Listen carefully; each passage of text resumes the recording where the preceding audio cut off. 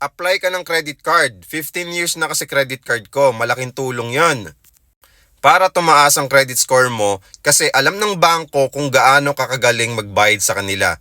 Magaling ka magbayad, mas tataas yung credit card limit mo.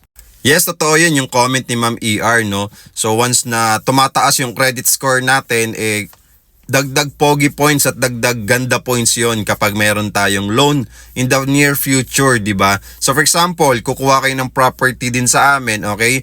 And then good payer kayo sa mga outstanding balances natin sa mga credit cards nyo, di ba? So dagdag points yon sa bangko para mabilis yung approval natin, okay? Pero dagdag points lang naman yon, pero hindi siya requirement. Kasi may mga na-approve kaming client dito, okay, sa 10,000 to 25,000 cash out only na property namin na kahit bago pa lang sa trabaho. As long as makakapag-provide siya ng proof of income niya. So for example, employee, CUEC and payslip. Kapag business naman is yung business permits niya and yung ITR niya. Kapag OFW naman, job contract or CUEC niya. At kung merong payslip, kasama na rin yun.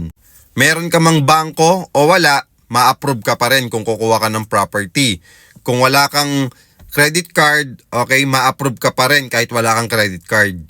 At kung meron kang credit card at meron kang mga existing loan at updated naman yung pagbabayad mo sa bangko, walang problema. Mapapag-ibig man o bangko na loan, basta updated yung payment mo, pwede ka pa rin ma-approve sa mga next loan mo.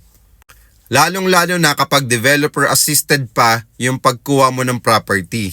Kasi yung pagkuha mo ng property sa amin, nilo-loan din, dinadaan din sa financing. That's why merong pag-ibig financing and bank financing. At kung interested kang bumili rin ng property dito for only 10,000 to 25,000 cash out only, just follow me and message me at wag mo rin kalimutan mag-heart. Maraming salamat Ma'am ER sa comment mo.